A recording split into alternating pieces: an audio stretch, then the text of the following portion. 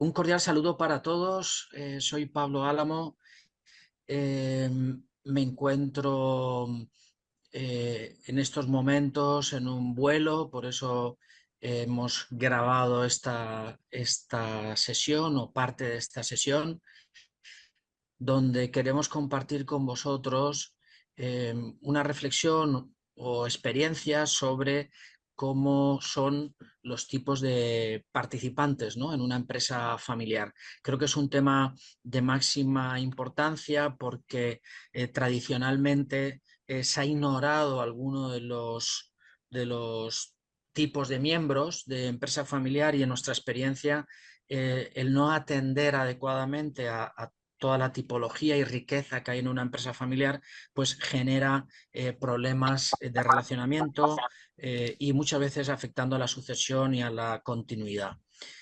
Para entender este modelo sistémico de la empresa familiar, se suele recurrir a varios modelos. El más famoso es el modelo de los tres círculos que desarrolló la escuela de Harvard con los profesores Renato Taguri y John Davis, allá por los años 70, ¿no?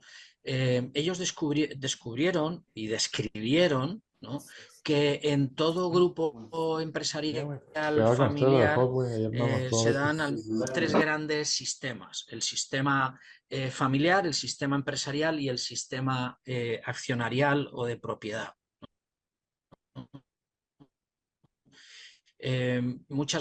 Anteriormente a los años 70, cuando se hablaba de empresa familiar, se recurría a dos sistemas, ¿no? El paradigma dominante, ¿no?, era el desempeño empresarial y luego pues que miembros de la familia están vinculados, ¿no?, con ese éxito del negocio.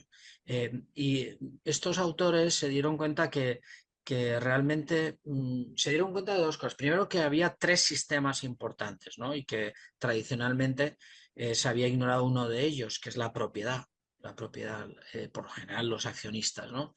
Y también descubrieron cómo objetivos diferentes o prioridades diferentes, mejor dicho, ¿no?, y relacionado quizá a sus intereses, ¿no?, a sus necesidades, ¿no? Y que la interacción de esos tres círculos daban 7 tipos de miembros en una empresa familiar, ¿no? Y cómo esos 7 tipos de miembros interactuaban, ¿no?, entre ellos, ¿no? Pues hay tres que son muy claros, ¿no? Claramente hay familiares, ¿no? Familiares por así decirlo, en una empresa familiar. Hay colaboradores y trabajadores de la empresa familiar y luego están los propietarios. Pero el cruce de esos tres sistemas dan a 7 tipos de miembros, ¿no? Por ejemplo, un cuarto sería el propietario familiar, pero que no trabaja en la empresa, ¿no? Un quinto tipo de empresa de participante, por así decirlo, en la empresa familiar sería el propietario no familiar, ¿no?, y que trabaja en la empresa. Otro tipo de miembro o de participante sería el familiar no propietario y que trabaja en la empresa, que es empleado, que es colaborador, ¿no? Y un séptimo sería el familiar propietario y a la vez trabaja en la empresa, ¿no?, es empleado de la empresa. En nuestra experiencia hay una necesidad de explicar esto a las familias empresarias, de hacer el mapa de cómo se viven estos tres sistemas, estas 7 tipologías en cada grupo empresarial familiar, para descubrir en esas interacciones eh, a veces diferencias de criterio, de prioridades, de necesidades o incluso de objetivos, ¿no? Por ejemplo, el propietario, por poner un ejemplo, ¿no?, el propietario que no es familiar va a querer el crecimiento de la empresa y los dividendos, ¿no? Va a priorizar eso, ¿no? Quizá un familiar, ¿no? Un familiar mira más a largo plazo y estaría priorizando más el crecimiento y quizá no dándole tanta importancia a hacerlo compatible con los dividendos, ¿no? Eh, hay que analizarlo porque luego al final cada familia empresaria cuenta con una serie de personas que tienen sus mm, sus necesidades particulares y que hacen que a veces este sistema que os estamos compartiendo tenga, por así decirlo, desarrollos muy diferentes. Un tema adicional que os quería compartir antes de entrar en un diálogo con el profesor Jorge Weiss es contaros mi experiencia cuando he hecho este tipo de ejercicio. Una de las preguntas que he hecho a las que recomiendo que se hagan a las familias empresarias es dónde están las situaciones de mayor conflicto en la empresa familiar. En qué área de estos 7 tipos de participante, en esas relaciones, dónde suelen darse, o de manera concreta, dónde suelen darse las diferencias más importantes, ¿no?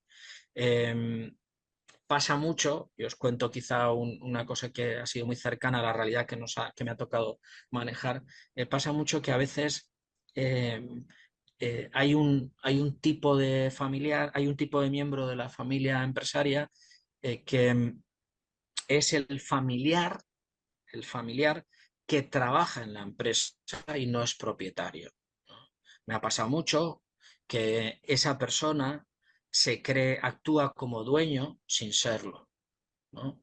Y por ser hijo del dueño o hija del dueño, eh, tiene comportamientos que van más allá de su rol, ¿no? Más allá de lo que debería ser su rol en función de esa tipología a la que pertenece. Entonces es un ejercicio muy interesante con las familias ver, uno, en qué áreas están los mayores conflictos, ¿no?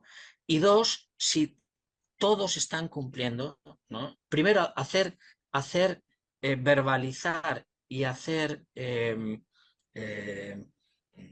con transparencia, hacer público los objetivos y prioridades y necesidades de cada uno de los 7 tipos de participantes.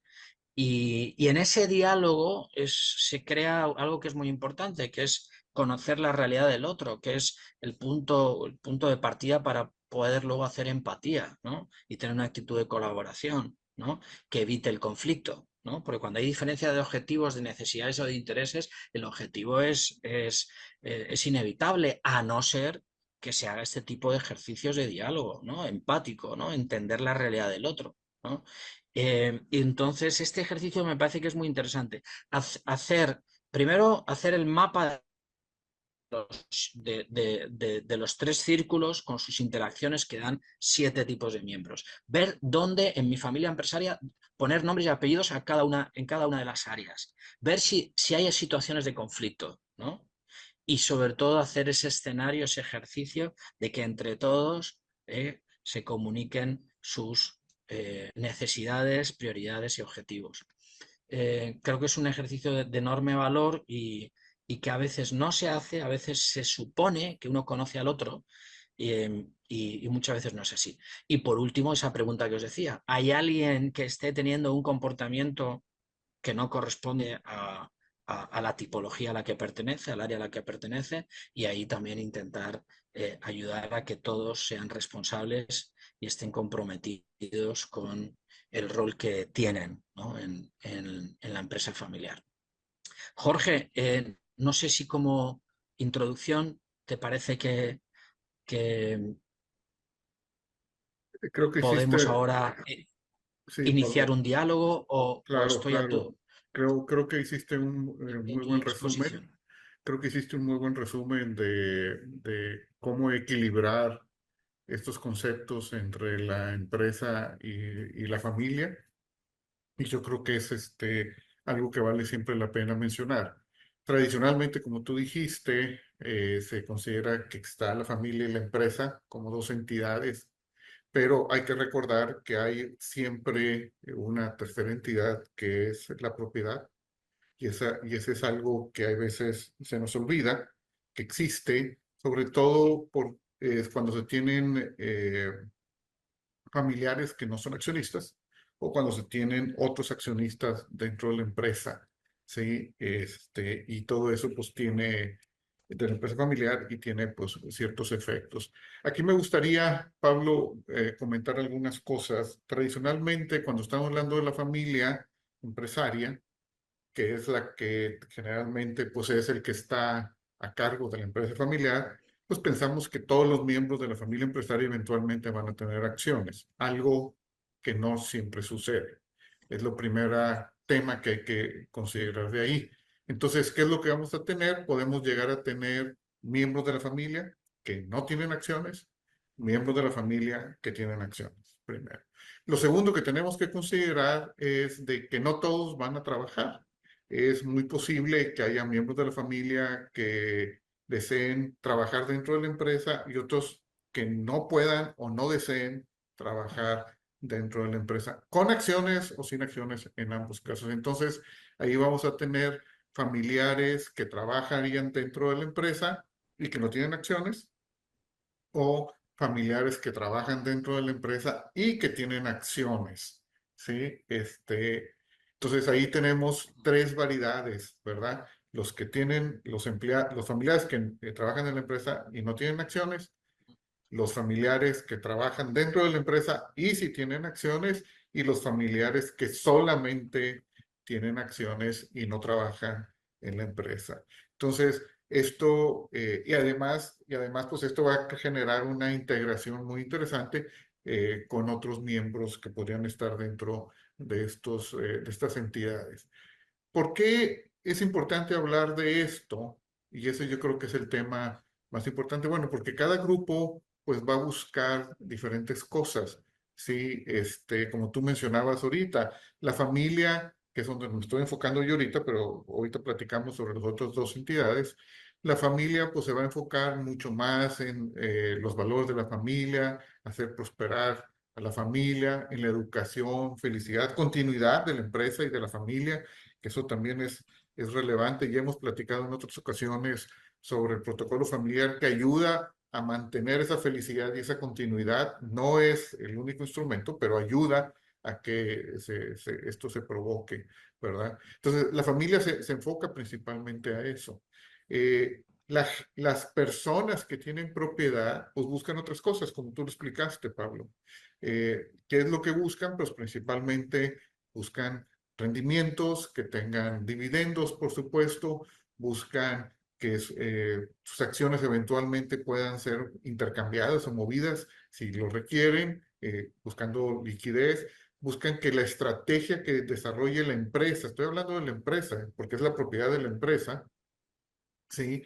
Que sea una estrategia que la haga crecer o que vaya en una dirección que al accionista no familiar, recuerden, estoy hablando de esto, pues le convenga, no necesariamente es a favor de la familia empresaria, ¿sí? Y que pues también permanezca, ¿verdad? La empresa. Por supuesto, todo esto, pues también hay que considerar, pues, digamos, el porcentaje de acciones o de poder que se tiene dentro de la empresa. Es muy común que las familias empresarias, y creo que tú también podrás hablar de eso, en algún momento se invitan a algún socio porque conviene o porque empezaron con él y siempre se fue quedando como socio de ahí. Pero lo principal que hemos visto, no quiere decir que no sea de otra forma, es de que la familia empresaria busca siempre tener control, ¿verdad? Cuando menos el 50% más uno.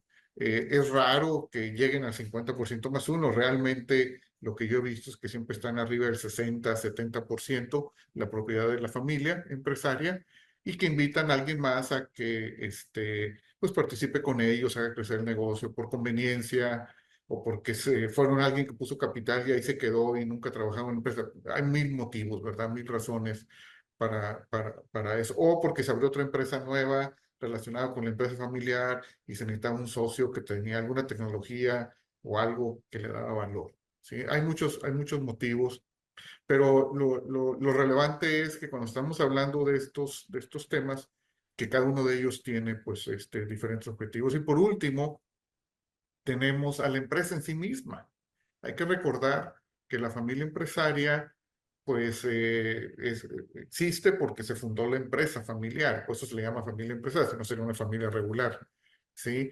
Pero la empresa familiar pues ahí tiene pues otros objetivos, busca que sus operaciones sean más eficientes, que se incrementen, que sus finanzas sean sanas, que tenga buenos empleados, que respondan a sus necesidades, que se haga del talento adecuado, debe de cuidar a sus proveedores y motivar que sus proveedores sean de la calidad que desea, al igual que sus clientes. Muchas veces nos olvidamos de los proveedores y por eso los quise mencionar primero, pero los proveedores, la calidad de la materia prima que recibimos de los productos que recibe la empresa, pues se va a ver reflejada en el producto que se entrega a los clientes. Entonces, es relevante siempre pues tenerlos presentes y ver que esa es una de las cosas que motiva mucho a la empresa pues a moverse. Entonces, por eso es por lo que estos temas pues son muy relevantes. Cada uno de ellos pues empujará hacia su lado, jalará hacia su lado, si lo quieres ver de esa forma. Y esto pues, va a requerir un equilibrio, ¿verdad?, entre todas estas partes. No sé si tú quieras agregar algo, Pablo, de acuerdo a tu experiencia, sobre lo que he comentado. Lo más interesante me parece es compartir experiencias, ¿no? Vamos a ver, en clientes así de qué situaciones han manifestado que de alguna manera pueden ser un llamado de atención. Primero, la familia, ¿no? La familia, qué es lo típico con la familia? Lo típico con la familia es que quiere estar informada, ¿no? La familia, aparte de los valores que mencionaba Jorge, cuando el sistema familiar quiere que haya unidad en la familia, que haya buenas relaciones, que haya un equilibrio entre el tiempo que se dedica a la empresa y el tiempo que se dedica a la familia, y donde la comunicación es muy importante. Para mí, estoy contando mi experiencia, que creo que es lo que aporta valor en este tipo de encuentros. Es muy frecuente, no digo siempre, pero es muy frecuente que familiares se quejan de que no están informados, de que se enteran a veces de cosas de la empresa por terceros, ¿no? En un bautizo, en una fiesta, en un viaje de vacaciones, y a veces, y eso a la familia le hace mucho daño. La familia para que sienta todo el proyecto empresarial como propio, pues hay que cuidar la comunicación, hay que cuidar la unidad, hay que cuidar los valores, como decía Jorge. Y luego otro tema que muy frecuente que quiero compartir es el tema propiedad. El tema propiedad que ha sido muy descuidado. La estructura accionarial hay que hacerla muy bien. Cuando analizamos empresas familiares centenarias, una de las cosas que se evidencia, hay varios factores, ¿no? Hay 7 factores estratégicos de las empresas familiares centenarias. La empresa familiar, conforme va creciendo en el tiempo, tiene que acertar en su estrategia de propiedad. Si no, la empresa cada vez va a ser más compleja su gestión y es muy normal que, y si no, irremediablemente va a acabar dividida, ¿no? Entonces, la propiedad hay que darle mucha importancia, no solamente a los dividendos, que también es algo típico de una queja, muchas veces algunos accionistas que no son mayoritarios, que sienten que se les está violando sus derechos como propietarios al no haber dividendos. Es muy común en muchas empresas familiares no dar dividendos.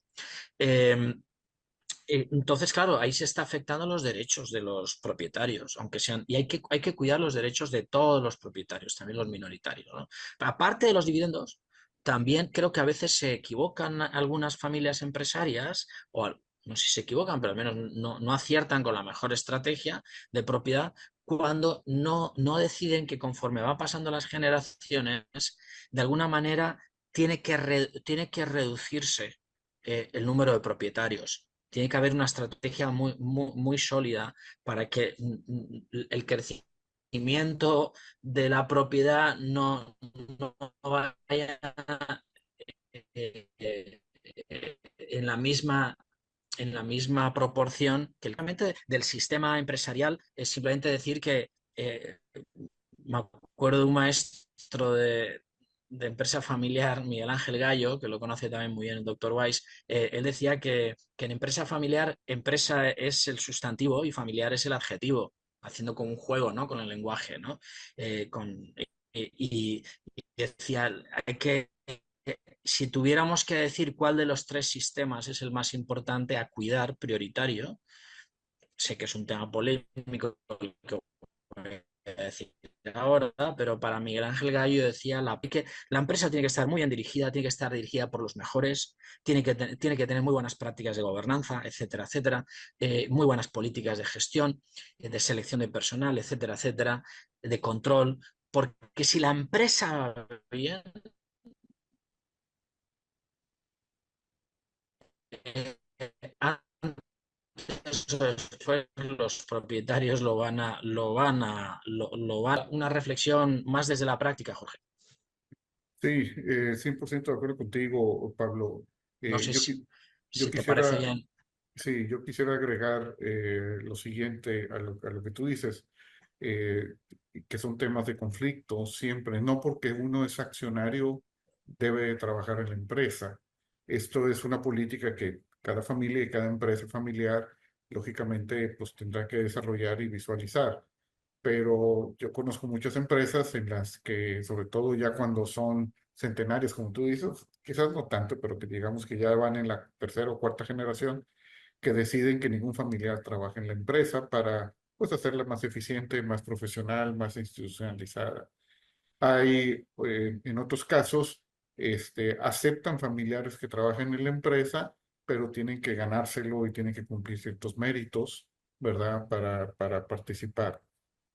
Creo que el escenario con el que se tiene que tener más cuidado es aceptar al familiar accionista simplemente por ser accionista. Eso puede generar problemas en la empresa, independientemente de si hay otros accionistas no familiares, ¿verdad? Porque no sabemos o no se sabe si tienen la capacidad, sobre todo si ya es tercera o cuarta o quinta generación, que ahorita ya se está dando en empresas que encontramos en la cuarta, en la quinta generación. ¿Sí? Empresas que empezaron hace, como tú dices, hace casi 100 años en algunos casos, ¿sí? Donde ya está entrando quizás la cuarta o la quinta generación actual. Entonces es un conflicto típico que los accionistas a veces se presenta, que quieren trabajar en la empresa, que no se les ha dado su lugar, quizás, ¿verdad? Es como piensan que hay otros que sí están trabajando, pero ahí es donde pues hay que ver cuáles son los méritos, los requisitos que la misma familia empresaria pone para que algunos de sus miembros trabajen en la empresa. Quiero decir que también va a haber otros que van a decir, pues yo no quiero trabajar. ¿Por qué? Porque siempre se hablaba de esto en la mesa, siempre una serie de problemas que escuchábamos de papá o del que trabajaba ahí en la empresa, un hermano o un tío, lo que sea, ¿verdad? Yo no quiero trabajar ahí precisamente por eso, aunque tenga la capacidad, ¿sí? O quizás sin tener la capacidad, dice no quiero trabajar, por el motivo que sea. Entonces hay que tener mucho cuidado también con eso, porque puede ser zona de conflictos. Acabo de leer un chiste que se me hace muy acorde a lo que estamos hablando, de que el, eh, Mm. el hijo del dueño llega con el dueño a la oficina, ¿verdad? Y está pues un niño de 8 o 10 años y está viendo para todos lados y le dice, papá, ¿y cuándo vamos a ver a los payasos que trabajan contigo? ¿Verdad? Entonces el papá pues, se refería mal a toda la personal que trabajaba con él y eso también puede afectar a la familia y por supuesto puede llegar a afectar a la empresa, sobre todo si esos comentarios se hacen ante niños como estos o ante familiares en situaciones inadecuadas, como tú dices, quizás de bautizos o de reuniones familiares o matrimonios o fiestas o cualquier cosa que se presente. Por eso es bien importante desarrollar adecuados canales de comunicación entre las tres entidades, entre los propietarios, entre la familia empresaria y entre la empresa familiar de lo que sucede. No, lógicamente, no todo es relevante, pero las cosas que sean relevantes, pues es conveniente pasarlas, darlas a conocer, comentarlas, tomar decisiones, desarrollar metodologías para pasar información, para tomar decisiones, para que los miembros participen o no participen, sean familiares, accionistas o no, porque muchas veces eh, solamente se busca tener a los consanguíneos, pero otras muchas veces pues también a los no sanguíneos llegan a caer como miembros de la familia empresaria. ¿A qué me refiero? Pues a los esposos, esposas, o parejas, ¿verdad? Que ahora ya se está dando mucho más, que no necesariamente tienen una relación legal, pero viven juntos o tienen hijos juntos. Y todo eso empieza a modificar muchos factores que pues antes se consideraba que estaban estables, pero realmente pues constantemente esto está evolucionando. Gracias a Dios, la familia evoluciona, las personas evolucionan y pues el equilibrio entre estos elementos pues es la parte más importante. Pablo, creo que estamos llegando más o menos al término de nuestro tiempo. No sé si tú quieres hacer alguna reflexión final sobre lo que hemos comentado. Yo como quiera voy a seguir ya terminando esta grabación con las personas que se queden a terminar a escucharnos y contestaré con ellos y ampliaré cualquier otro tema. Perfecto, nada, despedirme, decir que el motivo de, esta sesión con estas características es que me encuentro en un vuelo de Paraguay a España, a Madrid. Una disculpa, espero que este diálogo con Jorge haya aportado valor.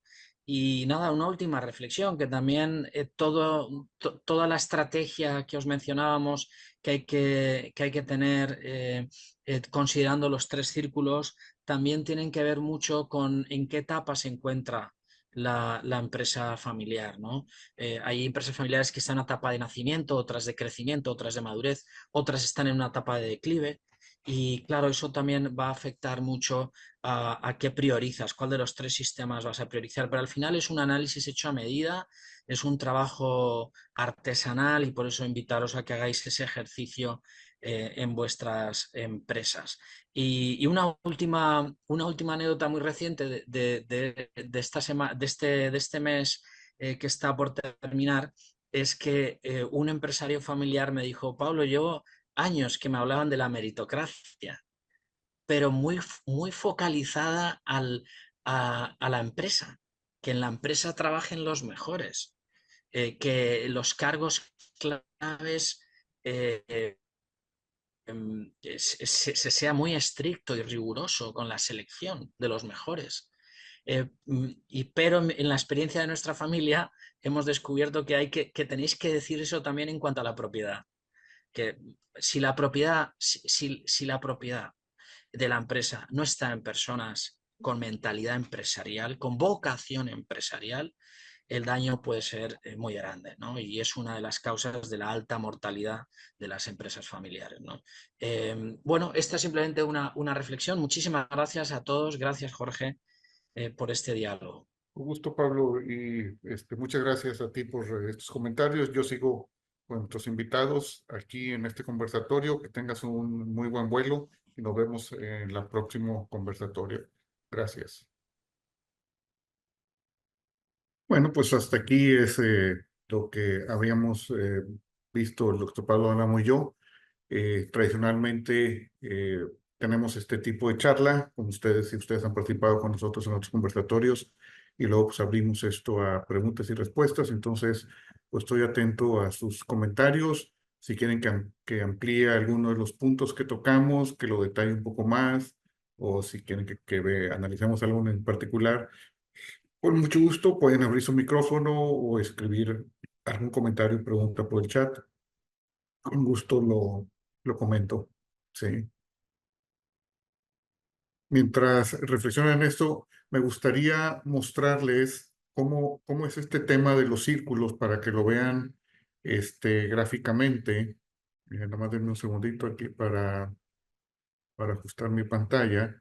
Creo que es un tema interesante poderlo ver gráficamente, porque puede ayudar a entender un poquito mejor a qué nos referimos. Entonces voy a compartir mi pantalla para que lo puedan ver. Aquí está.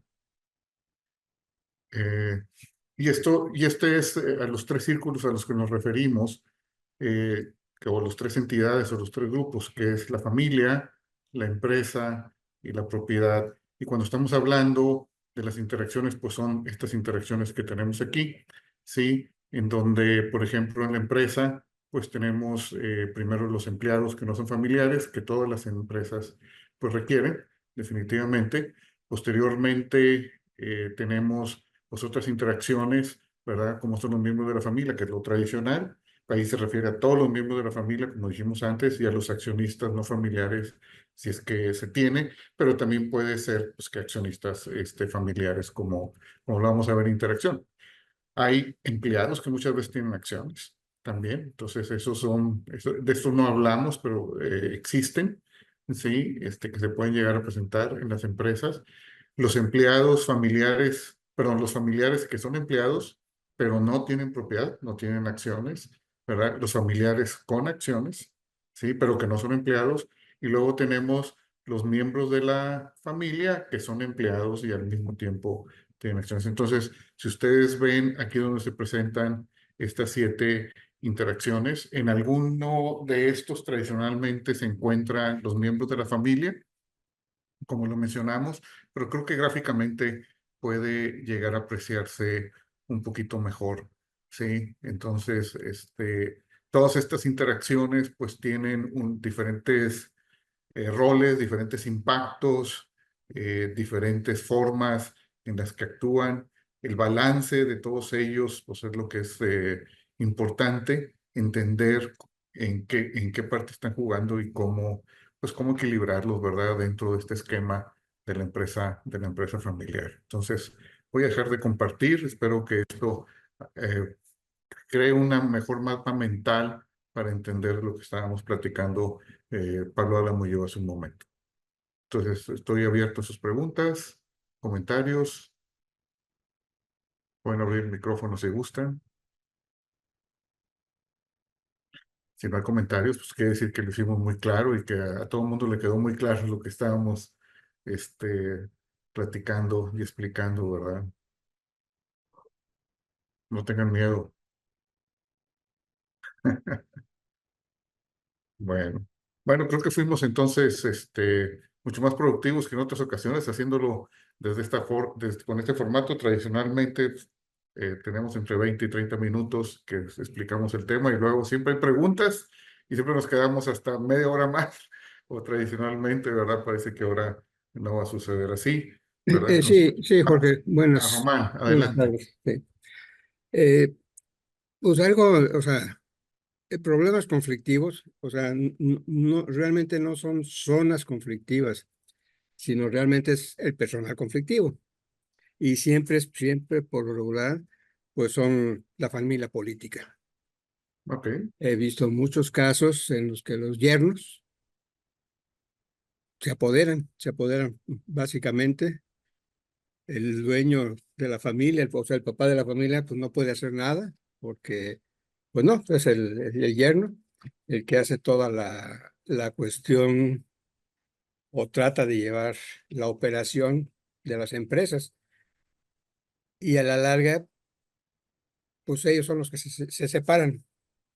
O sea, si el yerno, que es de otra, o sea, siempre tuvo conflictos con los suegros y se separan completamente, se llevan la familia y crean su nuevo, ¿no? Y el problema es de que hay bienes que sí son comunes con los demás hermanos y es donde entra el conflicto, ¿no? Más que nada. Hay todo un plan, están en fideicomiso, o sea, lo que está en fideicomiso ahí sí no lo pueden ni tocar, pero lo demás, pues sí, sí, siempre ha sido conflictivo.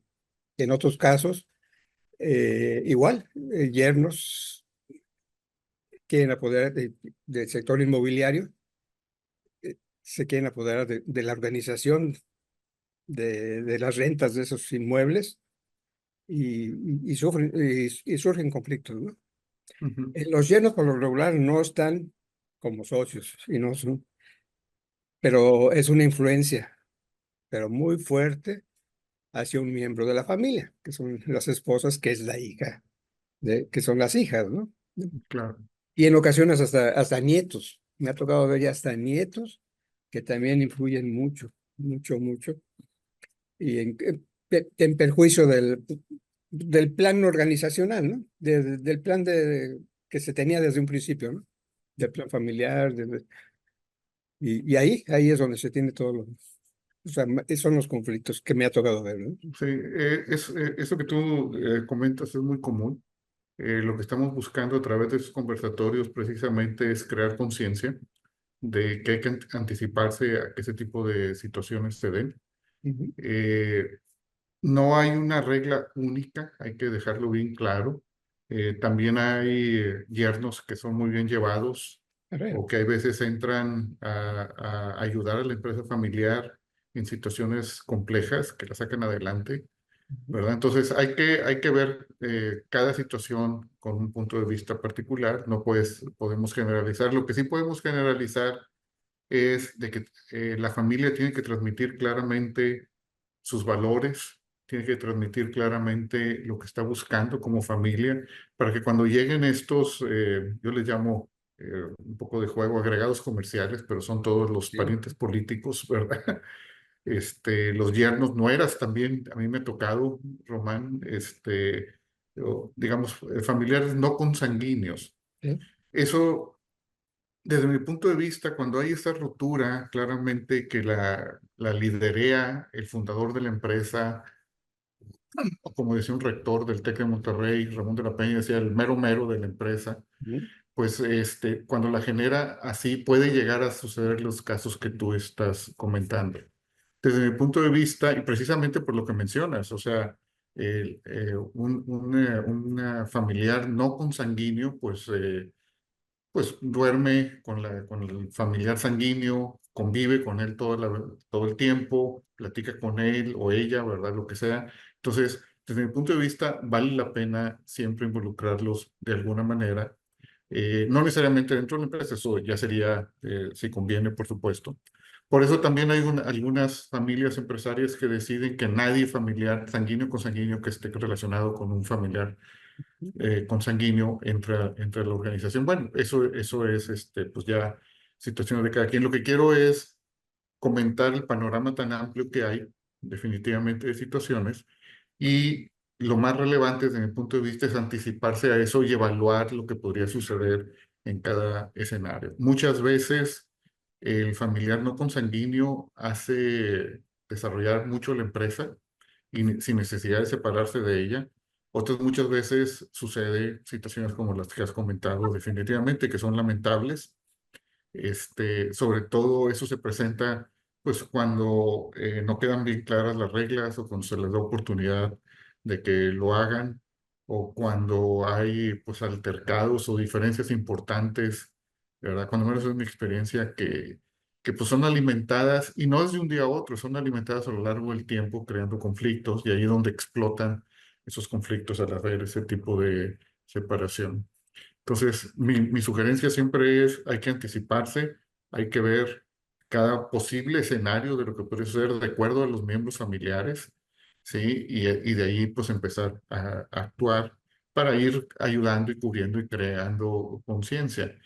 Como mencioné hace rato, el protocolo ayuda a esto, no es la única herramienta, porque luego tiene que haber otras herramientas que lo van reforzando y que van modificando el protocolo, pero también van ayudando a que haya entendimiento e integración en todos estos esquemas en los que pues, hemos comentado que hay estos participantes, precisamente para que esto se equilibre, ¿verdad? La mejor forma posible.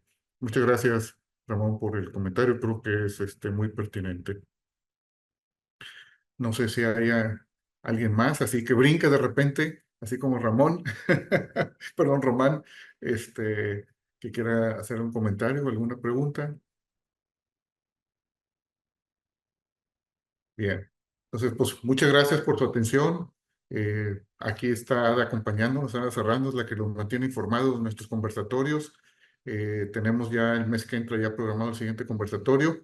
Entonces espero poderlos ver aquí. Inviten a otros a que participen, compartan la liga. Estamos abiertos a recibir a cualquiera. Si alguien no nos gusta, Ada lo corre, no se preocupen. Es muy fácil como picarle un botoncito. Pero bueno, agradezco mucho su tiempo, su atención y seguimos en contacto. Hasta luego, que tengan buen día. Adiós. Hasta luego. Buenas tardes. Gracias.